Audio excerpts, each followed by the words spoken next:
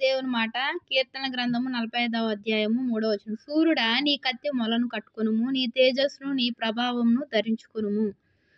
సూర్యుడా అంటే ఎవరు? యోధుడు, బలమైన వాడు, ఇంకా పట్టుదల కలిగిన వాడు, వెనకడుగు వేయనివాడు. సూర్యుడు అంటే ముందుకు సాగిపోయేవాడు, వెనకకు చూడనివాడు. లోతు భార్య ఏం చేసింది? వెనకకు చూసింది. ఏమైంది? వెనక చూడడం వలన దేవుడు ఏం చెప్పాడు? వెనక తట్టు చూడొద్దంటే చూసి ఉప్పు స్తంభం అయిపోయింది. సూర్యుడు అదే ఆవిడ యోధురాల్లాగా ముందుకెళ్ళిపోయినట్టయితే ఆ పరిస్థితి వచ్చేది కాదేమో. అదంతా దేవుని చిత్తమై ఉన్నది. సూర్యుడా నీ కత్తి మొలను కట్టుకొనుము. కత్తి అంటే ఏంటి? వాక్యము 2 అంచులు గల ఖడ్గము. అటు ఇటు ఆ చివర ఈ చివర కూడా పదునుగా ఉంటుంది. ఆత్మ ప్రాణ శరీరంలో దూసుకుపోతుంది, హృదయంలో దూసుకుపోతుంది. ఆ దూసుకుపోవడం వలన ఏం జరుగుతుంది? పాపము శాపము అంతా బయటికి పోతుంది.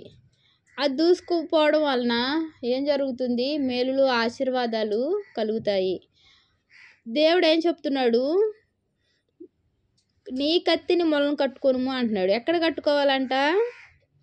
పైన తల, కింద కాళ్ళు ఉంటాయి. అయితే మధ్యలో నడుము ఉంటుంది. నడుముకి కట్టుకోమంటున్నాడు దేవుడు. మొల అంటే ఏంటి? నడుముకి కట్టుకోవాలంట. అప్పుడు ఏం చేస్తుంది? ఈ 2 అంచులు గల వాడిగల పదునైన వాక్యం అనే ఖడ్గము పై భాగంలో సరిచేస్తుంది, అలాగే మన కింద భాగంలో కూడా సరిచేస్తుంది. కాళ్ళు పాపం వైపుకు పరిగెత్తకుండా ఉంటాయి. చేతులు అలాగే మన తలంపులు పై భాగంలో, క్రింద భాగంలో ఈ కాళ్ళు, పై భాగంలో చేతులు, మన ఆలోచనలు, మన కండ్లు, ఇంకా పైన ఈ యొక్క అవయవాలన్నిటినీ స్వాధీనంలో ఉంచుకుంటుంది ఈ యొక్క వాక్యమును మనము మొలకు కట్టుకోమని దేవుడు చెప్తున్నాడు. నీ తేజస్సును నీ ప్రభావమును ధరించుకొనుము. ఎవరి తేజస్సును ధరించుకోవాలి? దేవుని తేజస్సును, ఆయన ప్రభావమును మనం ధరించుకున్న వారమై ఉండాలి. ఇలా ధరించుకోవడం వలన ఏం జరుగుతుంది?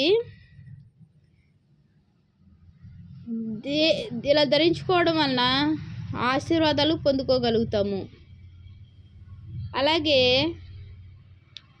ఇంకా ఎన్నో గొప్ప కార్యాలు చూడగలుగుతాము. వాక్యం అనే కత్తిని ప్రతి ఒక్కరూ పట్టుకోవాలి. అది ఏం చేస్తుంది? పాపాన్ని చూపెడుతుంది, అలాగే నీతి మార్గంలో నడిపిస్తుంది. ఇది తప్పు, ఇది మంచిది కాదు అని నీ మనసుకు చెప్తుంది ఈ యొక్క కత్తి. ఈ సూర్యుడా, నువ్వు పురుషుడువైనా స్త్రీవైనా, పెద్దదానివైనా, చిన్నవాడువైనా, పెద్దవాడువైనా మనకేం కావాలంట? సూర్యుడి చేతిలో ఏముంటుంది? కత్తి ఉంటుంది. ఒక యుద్ధంలో ఏముంటుంది? కత్తి ఉంటుంది. కత్తి ఉండడం వలన మేలు, క్షేమము. ఇదివరకు యుద్ధంలో ఉపయోగించేది ఉపయోగించేవారు? ఝాన్సీ లక్ష్మీబాయి ఇదివరకు పూర్వకాలంలో కత్తిని ఉపయోగించి ఎంతోమందిని ఇలాగా మొత్తాన్ని జయించుకుంటూ వెళ్ళేవారు. సూర్యుడా మనకేం కావాలి? ఈ యొక్క మన ఇంట్లో ఉండే కత్తి పట్టుకోవడం కాదు. కత్తి అంటే ఏంటి? దేవుడి యొక్క వాక్యాన్ని మనం పట్టుకోవాలి. దాన్ని మనము మన హృదయంలో ఉంచుకోవాలి. దాన్ని మనం కట్టుకోవాలి. దాన్ని కట్టుకోవడం వలన ఏమవుతుంది? ఏది మనలో అంటదు, తాకదు, ఏది మన దరిదాపులోకి రాదు. ఎందుకంటే ఏముంది? మనకు వాక్యం అనే కత్తిని ధరించుకున్నాం కాబట్టి ఏ పాపము, ఏ శాపము అంటదు. ఎందుకంటే ఆ కత్తి మనల్ని జ్ఞాపకం చేస్తుంది. వాక్యం మన హృదయంలో ఎప్పుడైతే చొరబడుతుందో, వాక్యం ఎప్పుడైతే మన హృదయంలో ఉంటుందో, ఇది తప్పు, అటు వెళ్ళొద్దు, కాళ్ళు వెళ్తూ ఉంటాయి, వెళ్ళొద్దు అని చెప్తుంది. చేతులు వెళ్తూ ఉంటాయి, వెళ్ళొద్దు అని చెప్తుంది. నోరు, అలాగే తలంపులు, మన కండ్లు, మన ఆలోచనలు, ప్రతిదాన్ని ఇది వద్దు, ఇది తప్పు అని చెప్తూ ఉంటుంది.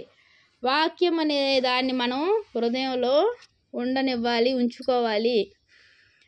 అలాగే దేవుని యొక్క తేజస్సు ఆయన ప్రభావాన్ని మనం ధరించుకుంటే మనం ఎంతో ఉన్నత స్థితిలో ఉంటాము, ఎన్నో ఆశీర్వాదాలు పొందుతాం. దేవునికి వందనాలు. ప్రార్థన చేసుకున్నాం.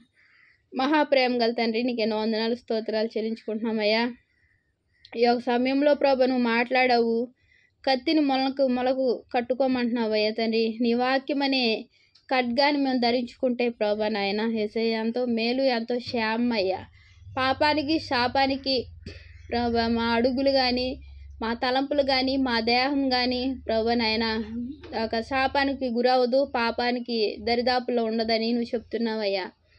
నీకు ఎన్నో వందనాలు స్తోత్రాలు. ప్రతి ఒక్కరం ప్రభా నాయన నీ వాక్యాన్ని మేము తండ్రి ధరించుకున్న వారమై ప్రభా నాయన తండ్రి, నీతోనే మా స్నేహం, నీతోనే ప్రభా మా జీవితం తండ్రి. యేసయ్య తండ్రి, నీ కృపలో నీ దయలో పెరుగులాగున ప్రభా నాయన ప్రతి ఒక్కరిని ఆశీర్వదించండి, దీవించండి ప్రభా. నీ తేజస్సును, నీ ప్రభావం ధరించుకున్న వారమే ప్రభా నాయన ఈ లోకయాత్రలో సాగిపోయే జీవితాన్ని అనుగ్రహించండి ప్రభా. నీ యొక్క తేజస్సు, నీ ప్రభావం ఉంటే ప్రభా మా జీవితంలో అన్ని మేలులు, ఆశీర్వాదాలు ప్రభా. కృపగల దేవా, ఆత్మీయ ఆశీర్వాదాలు తండ్రి నాయన పొందుకునిలాగిన ప్రభా ప్రతి ఒక్కరిని బలపరచండి ప్రభా. ఈ యొక్క భయంకరమైన వర్షాలు, చలిగాలి తండ్రి నాయన, జలుబులు, దగ్గులు, జ్వరాలు, ప్రతి విధమైన బలహీనత బంధకాలను తీసివేయి ప్రభా. నీ వాక్యం వింటున్న ప్రతి బిడ్డకు ప్రభా నాయన అవి ఏమి దరిదాపులో లేకుండా దూరపరచండి ప్రభా. స్వస్థత ఇవ్వండి ప్రభా. ఆరోగ్యక్షేమాలు విస్తరింపజేయండి ప్రభా. దీర్ఘాయుష్యం ఉండయ్యా. ప్రతి కుటుంబాన్ని, ప్రతి బిడ్డని ప్రభా పేరు పేరున ఆశీర్వదించండి ప్రభా. సబ్స్క్రైబ్ చేస్తున్న ప్రతి బిడ్డ చేతులను ఆశీర్వదించండి ప్రభా. వారి కుటుంబాలను ఆశీర్వదకరంగా చేయండి, మేళతో నింపండి ప్రభా నాయన. నా దేవుడు ఈ సంవత్సరంలో ఇన్ని మేలు చేశాడని ప్రభు వారు సాక్ష్యం చెప్పులాగిన ప్రభు ప్రతి ఒక్కరిని ఆశీర్వదించండి అయ్యా తండ్రి. నాయన నీకు ఎన్నో వందనాలు స్తోత్రాలు. మాకు ఆత్మీయ కుటుంబాలందరం ప్రభు నాయన తండ్రి నీలో జీవించులాగిన ప్రభు, నీ వాక్యాన్ని ధరించుకొని జీవించులాగిన ప్రభు కృపాశామాలను విస్తరింపజేసి ప్రభు నాయన నీ నామానికి మహిమ తెచ్చుకో తండ్రి. కృపగల దేవునికి ఎన్నో వందనాలు చెల్లించుకుంటూ నా ప్రభుని ప్రియరక్షకుడు అయిన యేసుక్రీస్తు వారి నామంలో అతి వినయంగా బ్రతిమలాడి వేడుకుంటున్నాను తండ్రి. ఆమేన్, ఆమేన్. అందరికీ ప్రైజ్ లార్డ్.